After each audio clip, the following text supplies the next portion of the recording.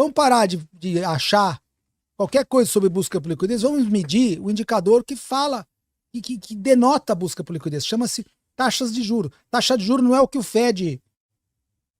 O Fed, ele manda só na taxa dele com os bancos. E temos polêmica, hein?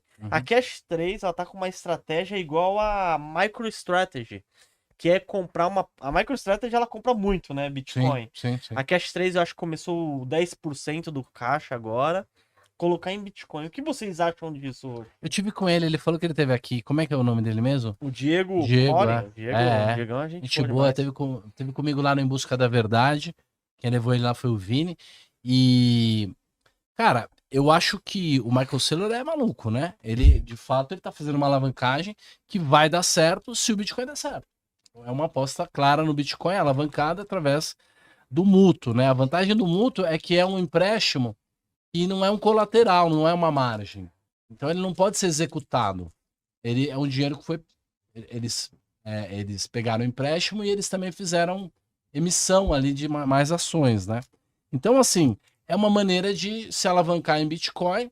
A tese dele é que o Bitcoin vai dar certo. Se der certo, vai ser porrada. Se der errado, a empresa quebra. Não tem muito o que fazer, não tem mágica, né? Como o pessoal da Cash 3, Melios, né? Eles estavam ali.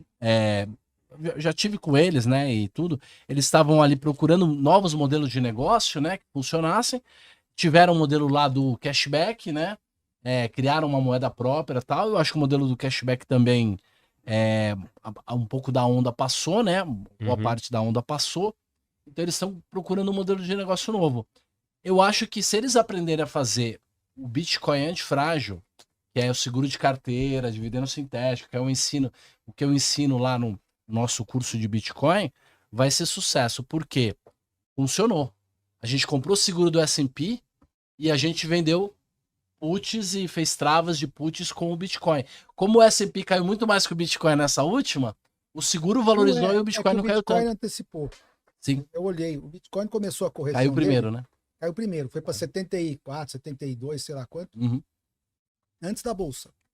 Ele voltou, ele fez a correção ABC, tá no fim da onda C, na minha análise, se não passar da máxima, nós estamos numa correção ABC, onde a onda C levou ele para 94, talvez tenha até o 96 ou 97, dessa possibilidade. E a bolsa está na onda C agora, o ABC de correção. Caso ela fique abaixo de 58, né? 57, 58 nesse último rally. Então, 57% de correção, é isso? 57 o S&P. O S&P 5.700. 5.700, 5.800. Ali Perfeito. é uma resistência para o cenário ABC para a próxima onda para baixo. Cacá, o pessoal tá pedindo pra gente atualizar meio que o cenário macroeconômico também desse crash eminente. Será que passou, acabou a urgência da coisa? O que você tem visto aí nessa mistura que você faz, né, entre macroeconomia e essa questão técnica que é bem específica e exata, digamos A assim? macroeconomia, o cenário está se confirmando. Quando eu dizia aqui para vocês que a gente veria bolsa caindo com juros subindo, todo mundo falava assim, maluco. Nós vimos. Porque sempre que a bolsa cai, tem o flight to quality, os juros fecham. O que aconteceu? Nós vimos o S&P cair para 4.800, 4.000 e tanto, e o juro, em vez de fechar, abriu. Só isso devia ser um alerta para qualquer um que entende um pouco de macroeconomia. Não é normal, no cenário que a gente viu em 40, 50 anos, você ter isso. Aí quem quer entender o que está acontecendo tem que estudar. A única vez que nós tivemos um cenário onde a bolsa caiu com juros abrindo, juros dos ativos considerados seguros, tá? Foi na década de 30, crash de 29. Que ali é uma questão de excesso de alavancagem e a necessidade de liquidez faz com que todos os ativos sejam liquidados. Nós ainda não vimos isso acontecer de forma global. Nós vimos isso um pouco em 2008, mas mesmo assim em 2008... A dívida era baixa, né? Exatamente. E cada vez que o Fed sinalizava que ele ia dar liquidez para o mercado, O mercado ia lá e aplicava dinheiro nos títulos de longo prazo e a taxa fechava. Isso aconteceu até 2020. É a tal da put do Fed que o pessoal A tal chama? da put do Fed. A put do Fed é o seguinte, o Fed oferece liquidez, o mercado acredita nessa liquidez e vai lá e Fiança. compra ativos de renda fixa, considerados seguros com essa liquidez. Foi assim em 2008, 2009. O Fed precisou ele comprar os ativos para embalar a turma. Ele comprou a operação que é denominada QE. Na verdade, é o Fed agindo como banco. Em 2008, ele ofereceu liquidez para os bancos, a zero. Ainda assim, os bancos não queriam, não queriam comprar ativos. Alguns porque não tinham como, estavam sentados em muito prejuízo, outros porque não tinham confiança. Mesmo com juro a zero, com a oferta de liquidez ilimitada, via Ripple, né, via operação de empréstimo de liquidez, que é o empréstimo de dinheiro que o Fed faz em troca de títulos. É a compromissada, que o nosso BC faz aqui também. Em hora de crise, é sempre essa receita. Vamos baixar o juro e oferecer dinheiro para os bancos que querem tomar emprestado, entregando título público em garantia. Isso em 2008 não funcionou de início. Então ele falou, se não vão comprar, então eu vou comprar os ativos. Eu vou agir como banco, eu, Fed, vou ser um banco. QE, né, que é aquele afrouxamento quantitativo, é isso. Ele, Fed, começou a comprar os ativos. Teve uma época que o percentual do Fed nos ETFs americanos estava gigantesco, né? Então, se você olhar o balanço do Fed hoje, tem quase 7 trilhões de ativos, só metade é título do governo. A outra metade é título de mortgage. Uns 3 trilhões lá é MBS. Hipoteca, né? É os mortgage-backed São as securities. dívidas, né, dos proprietários, né? E é de casa. justo aí que está doendo. Porque essas dívidas esses mortgage-backed securities são títulos de longo prazo, 30 anos. Então, nós vimos a taxa de 30 anos abrir agora, com a bolsa caindo. Entendeu? Foi a China, foi o estrangeiro, foi o base straight. Não interessa. A cabeça das pessoas tinha que fechar. E está abrindo. Então, e só isso já é um sinal para quem está falando aqui. Isso me deixa mais confiante de achar que nós estamos muito mais perto de um evento sistêmico de queda do que antes. Porque é o cenário que a gente chama, eu brinco com o Roxo, que eu chamo de run to the hills. Não vai ter nada que vai resistir à sucção, quer dizer, um eventual busca por liquidez, suga tudo. Entendeu? O cara tem que vender Treasury, tem que vender Bitcoin, tem que vender o que for, porque acaba aquela liquidez. Quando você tem uma contração no crédito, você tem que liquidar o que você tem, porque a chamada de margem aumenta, as empresas precisam tomar... É muita gente precisando de dinheiro ao mesmo tempo. Se eu não me engano, isso aconteceu na Covid. Até a gente teve essa conversa, porque na Covid que teve essa urgência de liquidez, né, por um cenário de incerteza. Sim. Tinha muita gente que falava assim, não, mas o Bitcoin... Cara, e o Bitcoin foi junto, porque assim, cara, na hora de resgatar, de sacar o dinheiro, bicho, é onde tem, você vai sacar. Até o ouro vai cair, né, professor? Até o ouro vai cair. O ouro está na trajetória subindo, parabólica, né, Muito. entendeu? Ele está numa quinta onda estendida, que a gente chama. E foi o que aconteceu em 1980, que deu aquele spike. É sempre o mesmo comportamento. Então ele pode subir até 3.800, mas quando ele voltar vai ser violento. Isso é uma paulada. A minha projeção para o ouro, quando a bolsa estiver no fundo do poço, é mais ou menos 1.000. Nossa, 1.000? É. Então, Se a bolsa cair 90%, o ouro cai 60%. Continua sendo o melhor ativo para ter, porque é o que cai menos. É porque pensa o seguinte, de dinheiro mesmo real, M1, né, M2 Dinheiro e tal, mesmo tem 100 trilhões no mundo. no mundo. E de ativos, Tem mais de um quadrilhão. tem mais de 1 quadrilhão. Sendo que mais de 300 é dívida. E se começar a ter calote, vai começar a sumir. Então, supostamente, os ativos só Até uma parte desses 100 trilhões também some, porque ali é M2. M2 não é só o dinheiro. M2 é o dinheiro em circulação, mais depósito à vista, mais aqueles money market funds, mais aqueles T-bills. Fica assim, uma parte disso some, porque a pessoa encartera e senta em cima. Circula, né? Então o efeito disso é como se no mercado mesmo disponível, vai depender da propensão, que assim, Perfeito. poucas pessoas têm seguram aquilo. Então vai depender da propensão de cada um de oferecer dinheiro para o mercado em troca de algum ativo. Agora, Ou emprestar. nesse cenário, eu tava com uma pergunta que eu tinha feito que tinha notado mais cedo. Vocês acham que nesse cenário, né? A minha pergunta é um pouco diferente, mas acho que ela encaixa aqui. Você tem esses investimentos, vou chamar de exóticos, né? Uhum. Que é o, sei lá, eu vou investir em carro, relógio, Perfeito. vinho. Acho que até cripto de alguma forma ali tá nesses investimentos Colecionáveis, digamos. mais exóticos, né? Nesse momento que você pode prever, né? Acredito que pode ter um crash, alguma coisa Sim. meio gigantesca. Ter algum investimento exótico pode ser uma vantagem? Ou também isso aí vai perder, sei lá, se um relógio custava 100 mil euros, se ninguém tiver dinheiro, ele também vai passar a valer 10 porque ninguém tá comprando. Vale 10. Não é uma questão de achar, é uma questão puramente matemática. Você vai ter muitas pessoas precisando de dinheiro e pouco dinheiro sobrando, mesmo que o Fed crie dinheiro. Os ativos Ele vão vai ter que valer criar igual o dinheiro. 1 quadrilhão de dinheiro? Não vai. Não vai porque ele é um banco, ele tem gente lá por trás que também não quer. O motivo dele existir é para garantir aqueles que o colocaram lá. Ele vai criar dinheiro e vai dar para os cantilionários, não vai dar para todo mundo.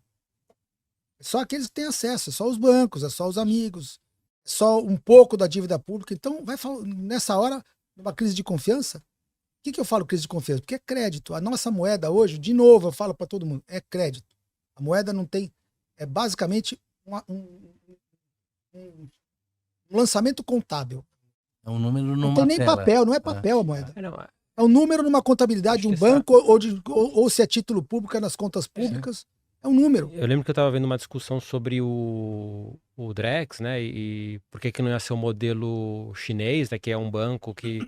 E assim, no Brasil, se você tira esse poder dos bancos e fala, não, o Banco Central vai centralizar as informações, você meio que vai minar o mercado de crédito e vai colapsar. Não tem como O você. banco pede E utilidade. dessa forma, eu até vou dizer, eu vou até arriscar dizer, o próprio Bitcoin é um sistema de crédito. Sim. Porque você confia que você vai entrar na tua conta e vai ter aquilo lá. Sim. Exatamente como você confia no crédito governamental, né, que você vai receber do governo se você tem um T-bill. Por que o Bitcoin tem que ser tratado diferente? A única coisa é que ele não tem, o governo não põe a mão. Uhum. Mas é um sistema baseado numa contabilidade totalmente fora do controle do governo, porém é uma contabilidade. Uhum. É uma conta digital em algum lugar. É uma moeda digital, Bitcoin, certo? É uma criptomoeda. Que está lá protegida por uma criptografia. Você tem o código, você tem a chave de acesso, lá o autocustódia, como o Renato 38 gosta. ensina, e ensina bem, muito bem, inclusive. Sim, sim. Só que ainda é confiança. Não é que nem uma barra de ouro que você tem em casa. E você pode enterrar igual ouro físico. Pode cair, mas vai valer alguma coisa pra você enterrar. Não é. Ah, tá bem guardado? Tá. Mas e se um dia alguém resetar isso aí? Não sei. Perfeito. Aí ficam os ativos reais, como terreno, valendo mais. É mesmo assim, porque com essa tendência de diminuição populacional no mundo, essa conta de que o Deus não está fazendo mais terreno, então o terreno sempre vai valorizar, também pode em algum momento perder essa atração, essa quebra de correlação que o professor Faca estava falando. Algo era para se comportar de uma maneira, e aí você tem uma mudança no processo, né? O processo ele não é sempre o mesmo, e aí coisas diferentes acontecem do que a gente esperava. Esse espiral acontece pela oferta e demanda, né? Por exemplo, deu um puta de um crash e tá todo mundo precisando de dinheiro. Aí eu falo pra você, cara, quer comprar minha casa por 100? Mas o Faca precisa de dinheiro. Ele fala, cara, eu tô vendendo a minha por 90 porque eu preciso muito. O roxo, a dele por 80 porque... Aí você vai, o roxo tá vendendo 80, você quer 100? Eu vou comprar dele. Puta, então eu vou fazer 78. Então eu vou fazer... Então tudo vai cair de preço numa espiral negativa. Mais aqui, do que por exemplo, alguma das liquidez é o banco que vai vender. olha Então ele aqui, vai vender a qualquer preço. Uma pessoa falou aqui, a busca por liquidez virá apenas após a impressora de money ser ligada. Eu não sei se ele entende o que é busca por liquidez. Uhum. Liquidez é a busca por dinheiro cash. Uhum. Como que a busca por liquidez virá após a impressora ser ligada? É o contrário. Quem busca liquidez não é o Fed. O Fed oferece liquidez. Quem busca é quem está precisando de dinheiro. Num mundo endividado, com ativos e dívidas, ninguém tem esse cash. As pessoas têm ativos. Eu tenho um crédito, eu tenho um bonde de alguém, eu tenho uma ação, eu tenho um imóvel que eu financiei, que está lá valendo muito. A busca por liquidez é simplesmente Só o fato das pessoas terem que pagar juros já é busca por liquidez. Existe uma busca por liquidez no mundo que é equivalente ao juro que tem que ser pago para rolar uma dívida. Então, a busca por liquidez, ô senhor alma sem palavras aqui, eu vou te dar umas palavras. A busca já existe hoje. Ela não é que ela virá depois, ela já existe. Sabe como que eu sei que ela já existe? Como que você mede a busca por liquidez? Chama-se taxas de juros. Este é o preço do dinheiro. Se as taxas de juros estiverem subindo por razões de mercado, já iniciou-se a busca por liquidez. Um banco estrangeiro de AAA americano está pagando 5% para captar dinheiro. Ele já está buscando liquidez. Então, não é a busca por liquidez virar. Vamos parar de achar qualquer coisa sobre busca por liquidez. Vamos medir o indicador que fala e que denota a busca por liquidez. Chama-se taxas de juros. Taxa de juros não é o que o Fed... O Fed, ele manda só na taxa dele com os bancos. A busca por liquidez no sistema financeiro, ela é denominada pela taxa de juros que os bancos vão pagar, que as pessoas vão pagar para ter dinheiro, para ter à sua disposição caixa.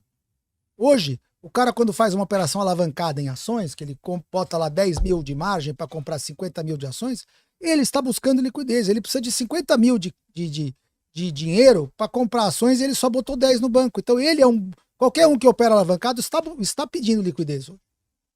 Ele pede, consegue tomar um empréstimo para alavancar na ação, na bolsa. Agora, se amanhã aumentar a busca por liquidez, a margem aumenta, ou o banco que emprestou lá para a corretora fala assim, agora a taxa é 7, agora é 8. Não precisa de muito. Basta 1 ou 2, fala assim, não quero mais ficar pagando esse juro, não tenho como pagar mais isso, vou vender minha carteira. Isso é busca por liquidez, quando todo mundo precisa vender para pagar sua dívida. o Começa uma Faca, liquidação em cascata. Né? o Faca É ele isso aí, eu tô explicando para as pessoas o que é ele busca fica por liquidez, bravo eles com os entendem. comentários, ele leva o pessoal, né? Não, eu preciso ensinar O comentário as pessoas. é quando ele vem Eu preciso ensinar as pessoas. inflamado. Como é que é a busca? A busca por liquidez é a taxa de juros que vai denotar. Agora, se Onde tem que correr para as busca por montanhas, liquidez. Não é eu o ou que é ele ou seguro? achar, entendeu? Boa. Se tudo colapsar, o que é seguro? É ter conhecimento e ter um emprego e ter uma função na terra para você de fazer mais dinheiro? Porque se tudo vai entrar ou ter, Sim, eles vão ligar a ter dinheiro no impressora. colchão. Eles vão ligar a impressora, sim, mas a impressora que eles vão imprimir 1 quadrilhão de dinheiro, Mas tudo pros cantilionários. eles vão imprimir o dinheiro para salvar o deles. Até chegar. Quando tiver lá no fundo do poço, eles vão dar o dinheiro. Eles em 2008 ligaram a impressora. Até chegar aqui a picanha tá R$1.000 o quilo. Eles cara. ligaram a impressora em 2008. É. O mercado conseguiu caindo até a hora que contraiu a ponto do volume, a contração foi tanta, a bolsa caiu 70%, os títulos de hipoteca foram valer pó, teve o write-off ali, aí o dinheiro, bom, agora sim eu vou pegar esse dinheiro, o sistema pegou o dinheiro e inflou de novo. O que o pessoal precisa entender é que quando se imprime, né? Se imprime mais, né? Mas quando se gera dinheiro assim, ele não chega na ponta rápido, né? Pro cara que tá precisando comprar o saco de arroz. Não chega. Ele demora. Então, o canal é o sistema bancário. Já e expliquei quando isso chega mil no vezes. cara de arroz, a inflação já chegou para ele junto.